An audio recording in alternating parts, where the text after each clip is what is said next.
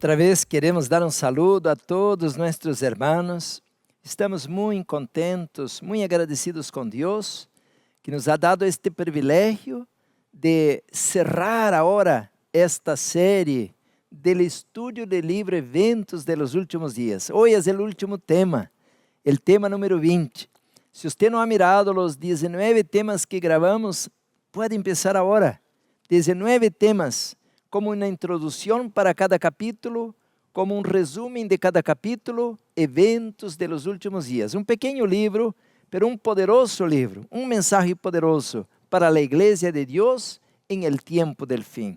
Se você não tem este livro, não ha mirado os temas anteriores, você pode bajar por internet, eventos de los últimos dias em PDF e ter em sua computadora, em seu celular ou na tableta e poder assim estudar com nós outros. Bueno, mis hermanos, que hermoso que nos ha dado el Senhor el privilegio de contemplar la secuencia de los temas y hoy la herencia de los santos, el último tema, el tema número 20 de este libro tão maravilhoso. E é assim, hermanos, que hoje temos muito que estudar sobre este tema, pero antes, sempre, como sempre, vamos orar ao Senhor para abrir sua palavra. Oremos. Padre amado, disse tu palavra que devemos acercar-nos ao trono de la gracia para obter socorro oportuno, para podermos ser purificados e encontrar misericórdia. Ajuda-nos a entender de onde venimos, onde estamos e para onde vamos. Senhor amado, guarda-nos del mal. Dá-nos sabedoria, humildade, reverência. Pedimos agora tu Espírito para abrir tu palavra. Em nome de Jesus agradecemos. Amém. Amém. Bueno, mis hermanos, temos muito que estudar e hoje vou para o último capítulo de la Bíblia, o capítulo 22 do livro de Apocalipse. Diz assim, mis hermanos, o capítulo 22, versículo 3, e não habrá mais maldição, e o trono de Deus e del Cordeiro estará em ella, e seus siervos, que são os 144,000, les servirão. Diz, e verão su rostro, e su nombre estará em sus frentes. Não haverá allí mais noite, e não tiene necessidade de luz, nem de lâmpada, nem de luz de sol, porque Deus, el Senhor, los iluminará e reinarão por los siglos de los siglos. Amém. Alabado seja o Senhor. Queridos hermanos, quanta luz. Quando você abre o início da Bíblia, entrou o pecado, entrou o sofrimento, entrou a rebelião, entrou o ateísmo, entrou a idolatria, pero agora quando vamos allá para a última parte da Bíblia, diz que já não haverá, mis hermanos, imundo, já não haverá impuros, já não haverá mais pecado, já não haverá mais dolor, nem llanto, nem muerte. Estas coisas quedaram para trás. Hermanos, que bonito, quando abrimos a Bíblia e encontramos de que há uma esperança de viver para sempre em el reino de los cielos. Bueno, mis hermanos, quero compartilhar algo interessante. Perdão. Vou ao primeiro livro da Bíblia. No livro de Gênesis, aqui encontramos uma palavra, em el livro de Gênesis, que Deus plantou um huerto em el Edén. E disse assim que Deus le dio um nome, está em el capítulo 2 de Gênesis, versículo 8. E Jeová Deus plantou um huerto em Edém, ao oriente, e puso allí el hombre que havia formado. El huerto del Edén. Edén significa placer, delícia. Era um paraíso. E de aí, hermanos, que este era o plano original del Senhor. Deus queria educar a raça humana, porque aunque Adão e Eva foram criados adultos, pero eles estavam como um bebê, apenas conhecendo ao Senhor, conhecendo os ángeles, conhecendo o governo de Deus, pero eles estavam em um paraíso, hasta que vino o pecado e desbaratou todo. Hoy estamos em um inferno, pura poluição, pura violência, pura imoralidade, puro sofrimento. Pero Deus, mis hermanos, promete restaurar su plano original outra vez. Agora, comentando a respeito de esto, dice así la sierva del Señor, a respeito del versículo que leemos: Adán coronado rei em el Edén. Adão foi coronado rei em el Edén. Se lhe deu domínio sobre toda coisa vivente que Deus havia criado. El Senhor bendijo a Adão e Eva com uma inteligência que não deu a nenhuma outra criatura. Isso de Adão, o legítimo soberano de todas as obras de las manos de Deus, el hombre, hecho a la imagen divina, podia contemplar e apreciar em la naturaleza las obras gloriosas de Deus. Então, mis hermanos, aqui menciona que Deus criou o ser humano para dominar. Pero o pecado entrou e agora fomos dominados. Por isso, a gente que vem comigo a la cita em privado diz: eu não posso deixar o cigarrillo, eu não posso deixar o café, eu não posso deixar a carne, eu não posso deixar o chocolate, eu não posso deixar o queso. Nós hoje somos escravos del vício, esclavos de la moda, esclavos de las circunstâncias. Por isso Deus quer libertar-nos, porque o cielo, mis hermanos, é um lugar de liberdade. E o cielo não é apenas allá um lugar físico, o cielo é onde está Jesus. E disse a palavra, mis hermanos: e conocereis la verdade, Juan 8, e versículo 32, e la verdade os hará livres. ¿Quién es la verdad? La verdad es Cristo. Él dijo: yo soy el camino, la verdad y la vida. Nadie viene al Padre si no es por mí. Jesús abrió un camino. Jesús quiere libertarnos de toda debilidad, de toda esclavitud, de toda adicción, para que podamos ser libres otra vez. Alabado sea el nombre del Señor. Ahora, yo voy a leer otro texto que dice así: el Edén, cielo en miniatura. Um cielo em miniatura. Vamos ler. Dice assim: Adão tinha como temas como motivos de contemplação em las obras de Deus em el Edén, que era el cielo em miniatura.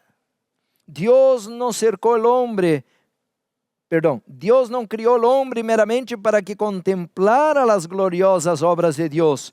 Por isso lhe deu manos para trabalhar, assim como mente e coração para meditar. Se a felicidade do homem hubiese consistido em não fazer nada, o Criador não lhe hubiera asignado um trabalho a Adão. O homem havia de encontrar felicidade, tanto em el trabalho como em la meditação. Então, mis hermanos, o huerto del Edén era um cielo em miniatura. Por isso, quando estudamos a Bíblia, que você vai ao início da Bíblia, você encontra o Edém. E quando você vai ao fim da Bíblia, encontra o cielo, mais que todo a cidade de Jerusalém. E quando você compara o Edém com a cidade de Jerusalém, as características são as mesmas. Pero há mais.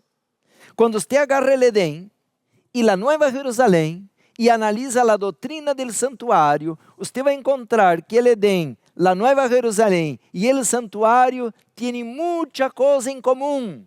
Encontramos querubines, encontramos a presença del Senhor, ou la Shekinah, ou Shekinah, encontramos, mis hermanos, um lugar de reunião, encontramos um montão de semelhanças. Assim que o santuário é a doutrina onde Deus rescata para o ser humano o privilégio de regressar a la Nueva Jerusalém. Não é maravilhoso isto? Então se diz assim, hermanos, comentando a respeito de la caída del ser humano, dice aqui: para repoblar el cielo después de la prueba. Deus criou o homem para a glória divina, para que después de passar por la prueba e la aflicción, la familia humana pudiera llegar a ser una con la familia celestial. El propósito de Dios era repoblar el cielo con la familia humana. Si hubiera demostrado obediencia a cada palabra divina, Adán había de ser probado para ver si iba a ser obediente como los ángeles reales o desobediente. Si hubiese soportado la prueba, hubiera instruido a sus hijos tan solamente en un sendero de lealtad. Su mente y sus pensamientos habrían sido como la mente y los pensamientos de Dios. Habría sido enseñado por Dios como su labranza y edificio. Su carácter habría sido modelado de acuerdo con el carácter de Dios. Por eso ahora, mis hermanos, al estudiar ese tema, vamos a ver que el plan divino no cambió. Dios, mis hermanos, todavía está con el mismo plan, repoblar el cielo con seres no perfectos del Edén, pero seres que fueron caídos en pecado, endemoniados, llenos de vicios, de adicciones, pero Dios los va a arrancar de ahí, Dios los va a transformar y Dios va a prepararlos, como dice a la carta de Filadelfia en el libro de Apocalipsis, para serem baluartes e pilares em su templo celestial. Que maravilhoso, hermanos. Em este momento, então, nós temos que ter cambio para ir ao cielo. ¿Por quê? Déjame ler outro versículo antes de passar a la pantalla. Eu vou ao livro de 1 de Coríntios, capítulo 13. Dice assim, 1 de Coríntios, capítulo 13, hablando, mis hermanos, sobre el amor, que el amor es sufrido, es benigno, ¿no? Pero en ese contexto, dice así el versículo 12 de 1 Coríntios 13, versículo 12, dice, ahora vemos por espejo oscuramente, mas entonces veremos cara a cara, ahora conozco en parte, pero entonces conoceré como fui conocido. Quiere decir que esto derrumba mucho de los pensamientos y dudas que tenemos. Porque muchas personas piensan que cuando venga Jesús, vamos a sufrir así como una magia. Oh, ahora aquel viejo hombre acabó. Ahora va a aparecer una otra persona así como un ángel amoroso y que canta ahora hinos y que le gusta comer ahora vegetales. No, mis hermanos, no hay esto. Acabo de leer en la Biblia que Dios me va a llevar, lo que yo era, me va a llevar al cielo. Porque yo le voy a ver cara a cara y voy a saber, así como conozco a aquellos que conocí en la tierra, así voy a ser también, hermanos, conocido. No es una magia que hubo una transformación y que ahora es otra persona que va al cielo. Pues entonces eso no sería justo. Lo que vai cambiar, claro, são traços del pecado. El que es pelón, ahora tiene cabello. El que era obeso, ahora va a estar normal. Porque dice la palabra de Dios que esto que es incorruptible, esto que es corruptible, ahora va a ser incorruptible. Y el Señor va a completar el incompleto. Quiere decir, en la guerra alguien perdió la pierna, ahora va a tener pierna.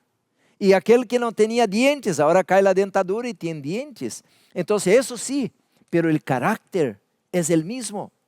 No hay cambio.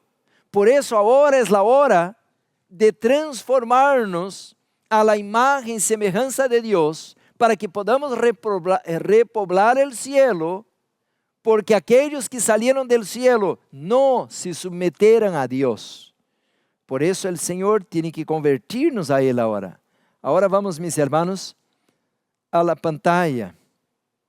Dice así, hermanos, ¿qué recompensa es esta? Cuán insignificante es la alabanza de los seres humanos en esta vida terrena y pasajera, en comparación con las recompensas infinitas que aguardan a los fieles en la vida futura e inmortal. Dios nos quiere dar una vida inmortal.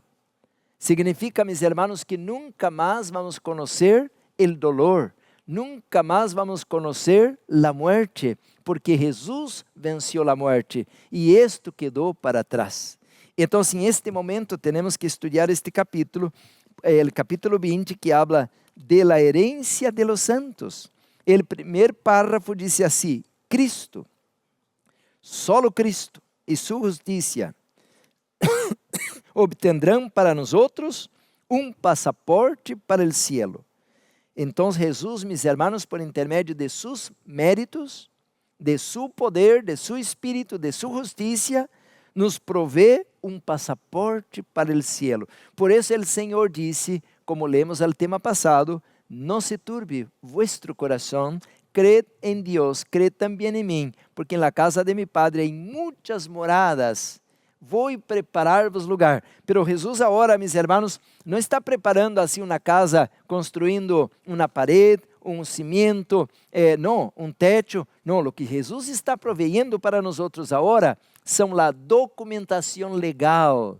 Porque seres pecadores, seres caídos, não podem entrar em el paraíso de Deus. Então Jesus tem que transformar-nos de seres endemoniados, de seres pecadores, em seres santos, para que podamos ter o direito hacia a vida eterna.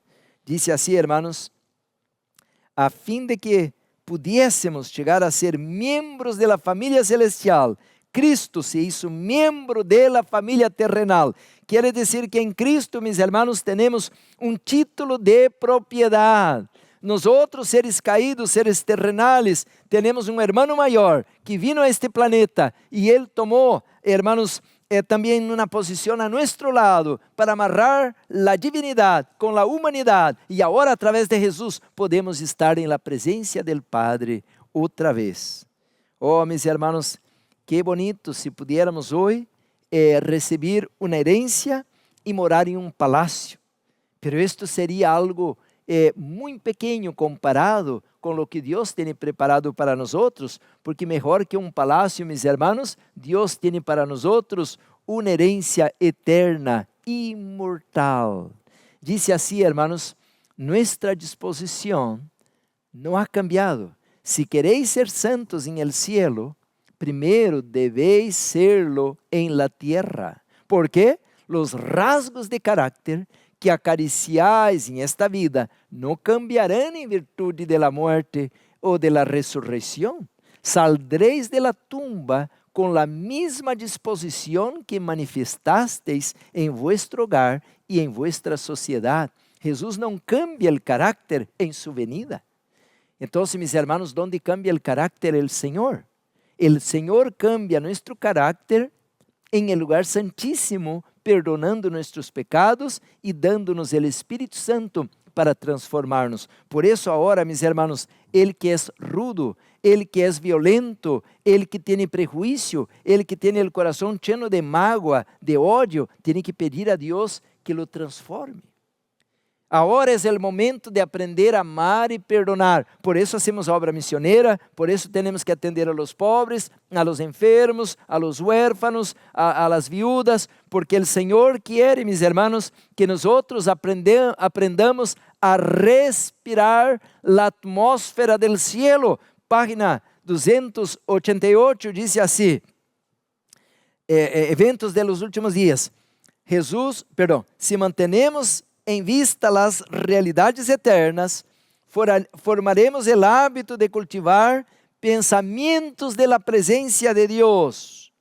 Esto será un escudo contra las incursiones del enemigo, proporcionará fuerza y seguridad y elevará el alma por encima del temor. Ahora escucha, si respiramos la atmósfera del cielo, dejaremos de respirar el aire viciado del mundo. Por eso no debemos mirar películas de violencia, por eso no debemos ser dominados por vicios, por eso no debemos ser estúpidos y groseros, porque lo que somos aquí, mis hermanos, ya es una idea de lo que vamos a ser allá. Y si somos así, no podemos entrar en el reino de los cielos. Por eso debemos ahora aprender a respirar la atmósfera del cielo. Amor, alegria, paz, temperança, todo isso diz a palavra de Deus, que é o que devemos agora, mis hermanos, ter para preparar-nos para o cielo. Agora mira a pantalla, diz assim, agora, a través de la relação que mantengamos com Cristo, Debemos arrepentirnos de nuestros defectos de carácter y vencerlos mediante la gracia de Cristo. Y debe formarse un carácter simétrico mientras estamos en este periodo de prueba, a fin de que seamos idóneos para las mansiones de arriba. Y yo tengo aquí mucho material, porque los discípulos eran rudos, eran groseros. Usted ve Pedro, Tiago, Santiago, Juan, eram chamados hijos del trueno, vingativos. Quando chegaram em Samaria e disseram: Senhor, querem que oremos que venga fogo arriba dessa cidade, porque não querem receber-nos. E eles eram vingativos, eram enojones, peleoneiros. Um queria a la derecha, outro a la izquierda, porque estavam buscando poder. Pero este não é o Espírito del cielo. O Espírito del cielo é amar, perdonar, servir. Assim como Jesus, igualito, é o modelo perfeito, correto. Ele nos deu o exemplo. Por isso os discípulos quedaram em silêncio quando não chegou o siervo, o escravo, para lavar os pés, e agora cada qual passava. Aí estava a vasija, aí estava a toalha, pero ninguno de ellos tinha o valor de dizer: bueno, não há um siervo aqui, vou fazer a obra. Pero de repente, Jesus se acerca, agarra la vasija com água, agarrou a toalha e agora dijo: senta. E começou a lavar os pés de los discípulos, pero todos quedaram espantados, porque ele era o maestro, ele era o mero, e agora tomou a posição de siervo. E hasta que Pedro disse: não, Senhor, melhor que não me vá a lavar. E Jesus disse: então você não tem parte comigo. E hermanos, Jesus, ele tomou o lugar de siervo para dar-nos o exemplo. Ejemplos he dado para que como yo hizo, hagáis vosotros también. Entonces, mis hermanos, en el cielo, el mayor cuida del menor, el más fuerte cuida del más débil, y de esta manera el cielo es el cielo. Pero en la tierra, mis hermanos, el más fuerte oprime y pisa arriba del más débil. El más inteligente se cree que tiene que ganar grandes sumas de dinero que el más ignorante o más sencillo no puede ganar. En la tierra, mis hermanos, estamos en un terreno de competencia a ver quién es el mejor. Pero en el reino de los cielos, mis hermanos, el menor gana al mayor, porque el mayor le da el paso al menor. Qué bonito vivir así. La iglesia, mis hermanos, en Hechos capítulo 2, decía que tenían todo en común. Así es el cielo. El cielo no hay un egoísta allá tratando de esconder algo. Al revés, quiere compartir lo que tiene. Este es el cielo. Y para estar allá, ya ahora, tenemos que entrenar. ¿Cómo es vivir en el cielo? Queridos hermanos, con nuestro pensamiento egoísta, todos queremos ir al cielo. ¿Y por qué? Porque dice que hay calles de oro. Entonces, imagina si hay calles de oro. Imagina como serão as casas, como será a riqueza. E pior, hermanos, porque a Bíblia diz assim em 1 Coríntios 2:9. Antes bien, 1 Coríntios 2:9. Antes bien, como está escrito: coisas que el ojo não viu, nem oído oyó, nem han subido en el corazón de los hombres, son las que Dios ha preparado para los que le aman.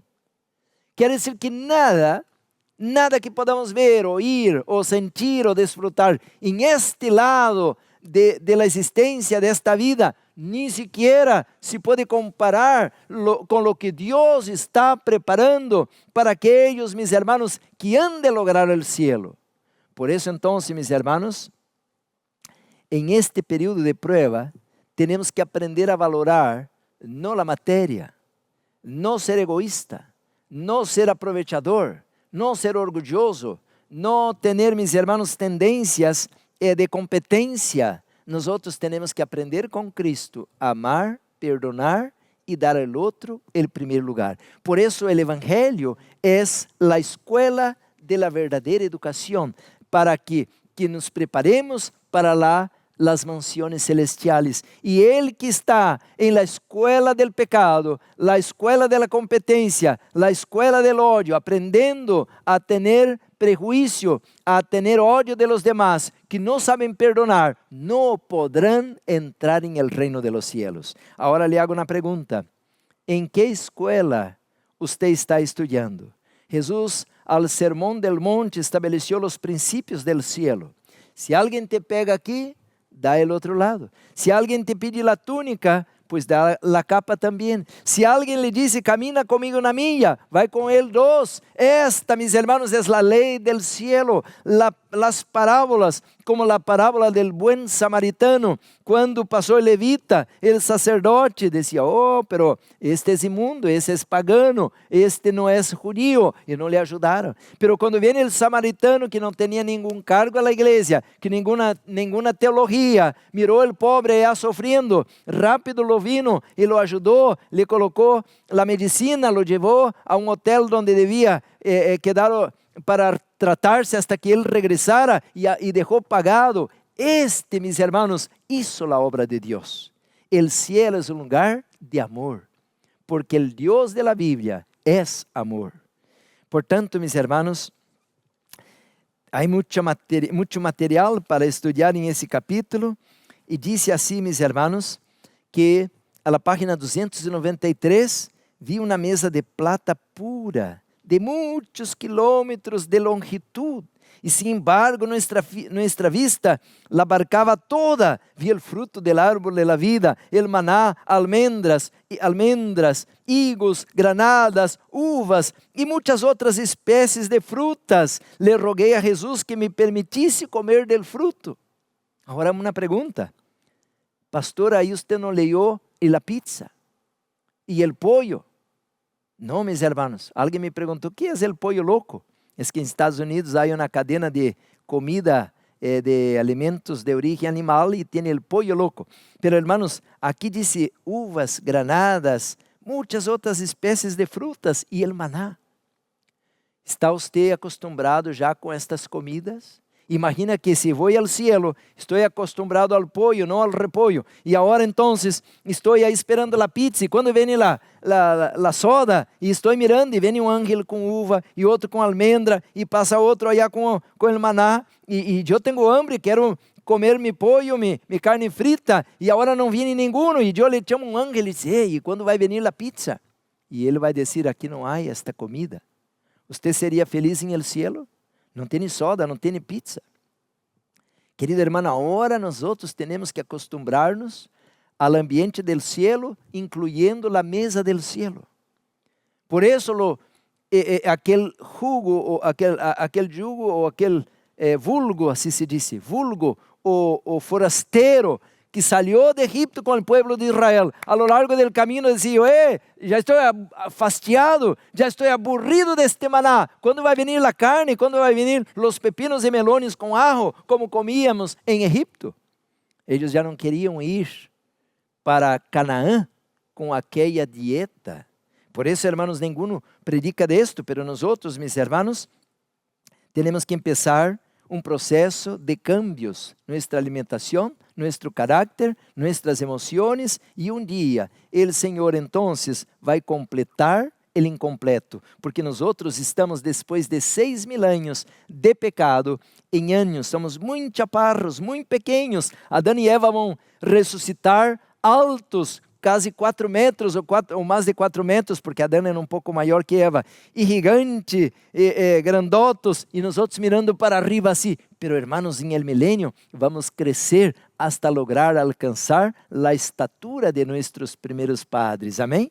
Vamos adorar a Deus, porque nos ha dado o privilégio de estudar todo este livro, eventos de los últimos dias, e chegar, hermanos, a la reta final, entendendo de que Deus nos quer levar com Ele, para ver-lhe cara a cara e sentar-nos com Ele em seu trono. Que Deus nos bendiga para que nos preparemos. Vamos orar. Amado Padre, muitas graças, porque nos ha dado, Senhor, o privilégio de estudar todos esses capítulos.